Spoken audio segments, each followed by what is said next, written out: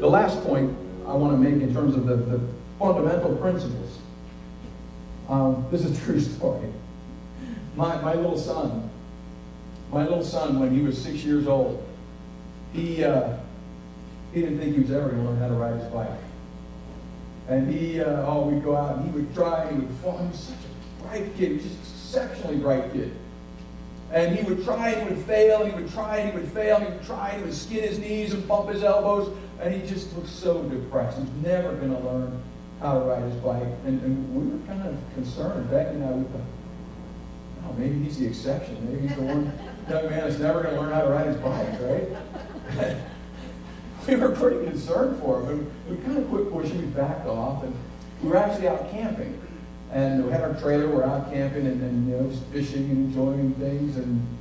And just out of the blue, Carson comes up and he comes to his mom and he says, "Mom, today's the day. The winds of change are about to blow." Seriously.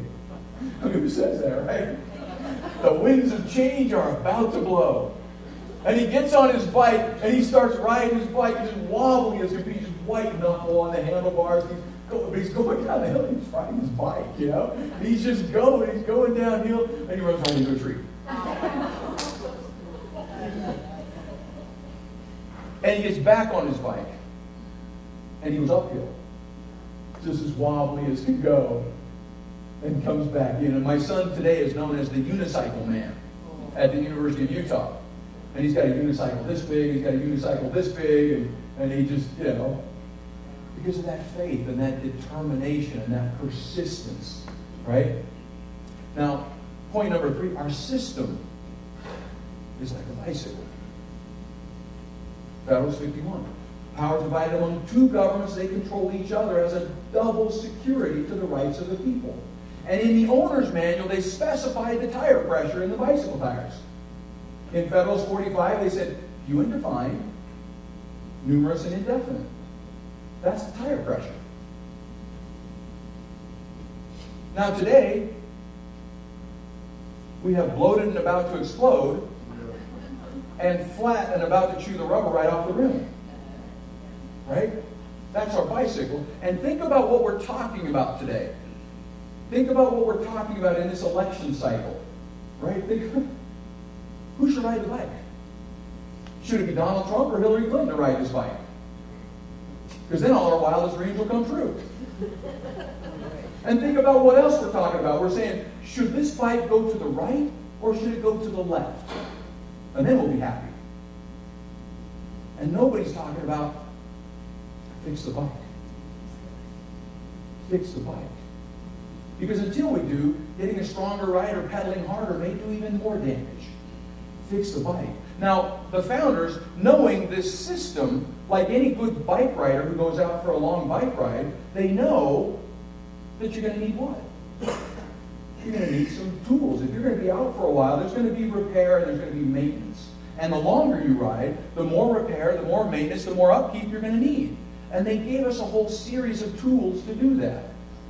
Right? Think about it. You got your patch, you got the pump, you got spare chains, you got spokes, you got some lubricant, you got spare cables, and then you have a multi-tool when you're out for a bicycle ride, right?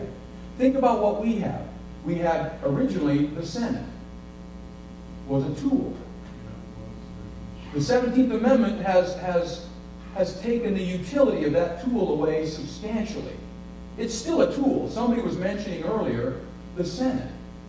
We have disproportionate representation in the western states. If we focus on the Senate, this is what Thomas Maddock in Arizona said in the 1920s and 30s. He was like the guru of the transfer of public lands in the 1920s and 30s. And the governors were meeting. And Governor Dern, Democrat from Utah, had the governors all together. And Thomas Maddock said, focus on the Senate. He said, you governors have the most powerful peacetime weapon. You have publicity.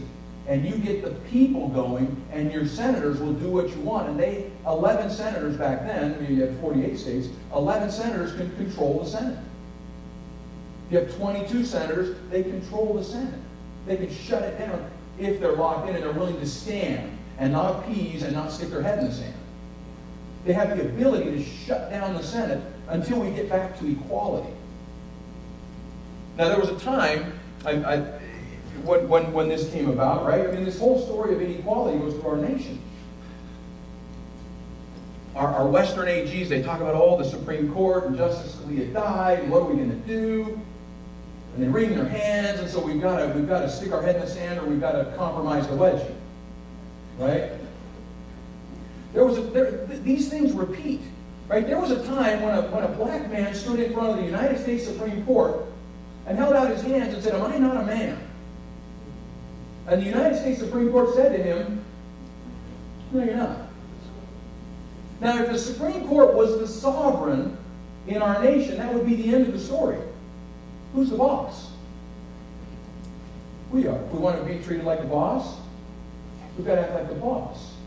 Now, hopefully we don't ever have to go through a civil war to get there, but it was ultimately amending the Constitution to preserve that equality. But there was a time when the Supreme Court and governors and attorneys general said, "Oh yeah, Supreme Court said you're not a man. I'm sorry. Too bad, we'll come up with these creative arguments. We'll lie, we'll terrorize, and whatever we need to do to push this inequality, to push this lie." That's part of the nature. But truth prevails. Truth is timeless, right? So on the tools, we have the 17th Amendment. We've got litigation. It's still a tool. How effective is that tool, particularly with the court that we have coming? Litigation is still a tool. We can litigate to the Supreme Court. We can litigate a host of issues. We can exhaust all of the options. We can educate through litigation. It's still a tool. We've got to have attorneys general. We've got to have governors and others that execute and will move that forward, but it's still a tool. We have legislation. Madison said the legislative impediments that are not to be despised at the state level. We're supposed to throw up legislative impediments that are not to be despised. Bully pulpit. If we have governors that are really out and they get indignant and they put that inequality in front of everyone's face everywhere they go. They go to the National Press Club and say, "Excuse me, does that look equal and fair to you? Excuse me, what sane nation in this world would rather burn 10 million acres of forest a year and burn up the animals, pollute the air, destroy the watershed, instead of having vibrant, healthy, safe communities with jobs that sequester the carbon indefinitely? What sane nation would rather lock up more recoverable oil than the rest of the world combined and be dependent on nations that don't like us? What sane nation in the world would lock up rare earth elements and be reliant on China to put a military on the field? What sane nation would destroy the environment instead of having it be healthy and productive and accessible? With that bully pulpit, governors could absolutely make that case very easily. The map does it all by itself. You've all had that experience, right? But bully pulpit, it's there. But that's where we have to be the boss and encourage our leaders and let them know what we expect and make sure they report, and we're persistent and we're personal and we're professional and we never give up. Another tool that we have, we've got the Supreme Court said a few years ago, the Supreme Court said in the typical case we look to the states to defend their prerogatives by adopting the simple expedient of not yielding to federal blandishments when they do not want to embrace the federal policies as their own. I had to look up blandishments. It means coaxing, coercing, cajoling. We look to the states to not yield to federal blandishments when they do not want to embrace federal policies as their own. And then they said this is the Supreme Court in 2012. They said states are separate and independent sovereigns. Sometimes they have to act like it. Right?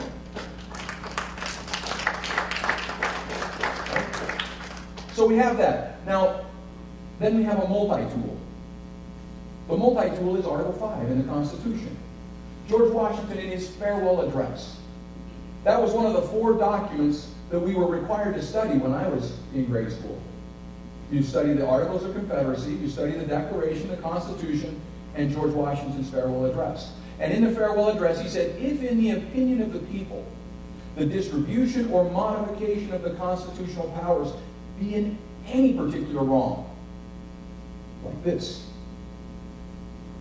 "let it be changed by an amendment in the way the Constitution designates."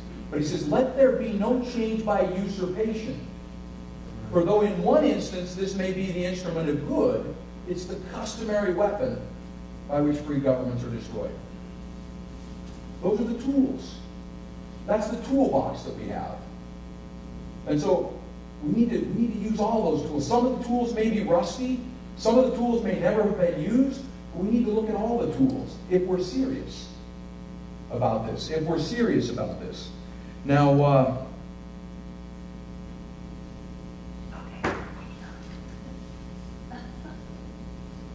because if we're serious, I just got to read this quote. I love it. It's one of my favorite quotes. Samuel Adams said, "If you love wealth better than liberty, the tranquility of servitude better than the animating contest of freedom, go home from us in peace. We ask not your counsel or your arms. Crouch down and lick the hands which feed you. May your chains set lightly upon you, and may posterity forget that you are our countrymen." They didn't mess around. But they knew that they were doing that for us. And how do we prize their sacrifice?